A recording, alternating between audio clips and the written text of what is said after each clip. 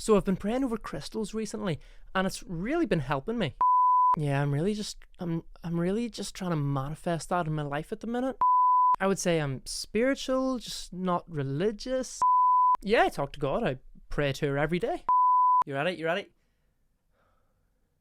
I roll. What this really means is that you want to be God of your own life, but you're willing to accept help from a genie in the bottle sort of God. Now, if you're a Christian, you know that this is nonsense, but let's try and unpack it a little bit, because this is actually a really common, really popular worldview. And so if we can understand it and understand the appeal of it, then hopefully we can minister better to people who believe it and bring them into the faith. And also, we can avoid it ourselves. Now, back in the glory days of the early to mid 2010s, one of the most dominant worldviews in the West was what was called New Atheism. This was a form of atheism that was almost evangelistic in its attempts to save the world from religion and to spread the good news that God is dead, and its proponents included people like Stephen Fry, who famously said this: "How dare you create a world in which there is such misery that is not our fault?" And also the great prophet of our time, Richard Dawkins. He wrote a book called The God Delusion, which sold like millions of copies, and he was the kind of figurehead of this movement, which at the time probably was one of the biggest cultural challenges to Christianity in the West. If I had a pound for every talk or workshop or seminar that I went to that was entitled Dealing with Dawkins, I would have the money and the notes to self-publish a book called Dealing with Dawkins. But people began to realise, probably thanks to Christians, that if all there was matter, if there was nothing more to life than the material world, then life is meaningless. Suffering is just bad luck and it is pointless. There's no ultimate good that comes from it. All human experiences and emotions of love, hope, joy, pain, they're all just chemical reactions going on in your brain, and you're nothing more than a bunch of atoms banging off each other with no purpose or meaning. That was bleak, so people got disillusioned, and now whenever I ask teenagers if they know who Richard Dawkins is, nobody knows, and nobody cares.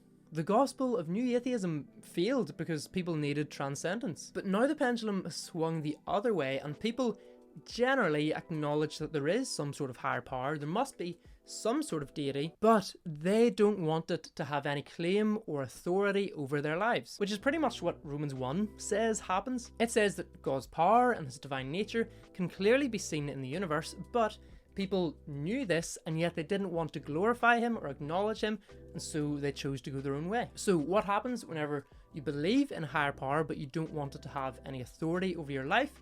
You become spiritual but not religious. And so instead of praying, you'll try to manifest things. People have written books on this and probably made tons of money on it. And one of the most popular methods of doing it is called the 369 method. It was super popular on TikTok a while back, where basically you envision a goal, you visualize it, and you write it down 3 times in the morning, 6 times in the afternoon, and 9 times at night. And because the numbers 3, 6, and 9 supposedly have some sort of mystical significance, and because you're putting positive energy out into the universe, the thing that you're trying to manifest will come true. Or another form that this spirituality takes is praying over crystals. So supposedly there are loads of different angels that project loads of different energies, things like wisdom for decisions, or healing and prosperity, or power and strength. And so if you pray over the crystals that have the same energies as those angels, then you can use those to strengthen your prayers and get what you want from God and his angels. Now listen, this stuff is demonic, it is evil, it is a distortion of the truth, and it is going to pull you away from God.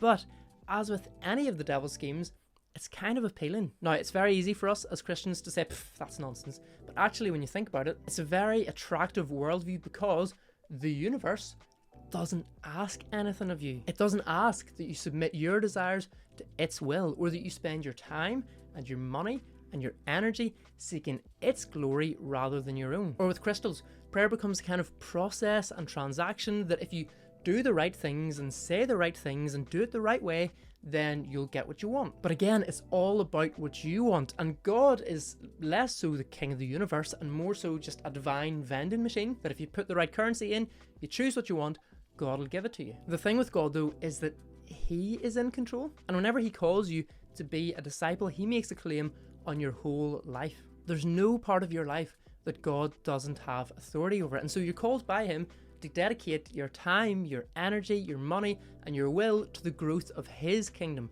not your kingdom. There's a whole list of things that come with following Jesus, and all of that stuff you get to conveniently sidestep if you're spiritual but not religious. Ironically though, it's in following God and serving him that we actually find true life and joy. Jesus says in Matthew 16 that anyone who wants to save their life will lose it, but whoever loses their life for him will save it. It's only in following him that we find true joy, but that's a difficult call, and Jesus rightly describes it as a narrow door which few will find. So I think the way that we best minister to people who call themselves spiritual but not religious is to understand what they believe, why they believe it, and then to confront that with the gospel truth. Their idea of organised religion might be that it's burdensome and oppressive, and so we tell them that Jesus' yoke is easy and his burden is light. They might believe that they'll get everything they want by living life their way, but actually we can show them that it's only in following Jesus that we find true joy and contentment, and that all of the material stuff isn't going to satisfy. They might think that they need to look on the inside and look into themselves to find their meaning and their joy and their truth, but actually we can show them that their value comes from God, and it isn't based on their sense of self-worth or their achievement or anything that they can do. It's given to them by God. As C.S. Lewis says, human history is the long, terrible story of man trying to find something other than God which will make him happy. This is no different with the people who are spiritual but not religious, so let's try and point them to Jesus, because he's the thing that they're looking for. Now, when it comes to people of other religions and how to minister to them, that's a totally different question, but it does still call us to understand what they believe and what we believe. And so if you take Jehovah's Witnesses, for example, if you want to know what Jehovah's Witnesses believe and how to minister to them, then click this video and I will see you there. God bless.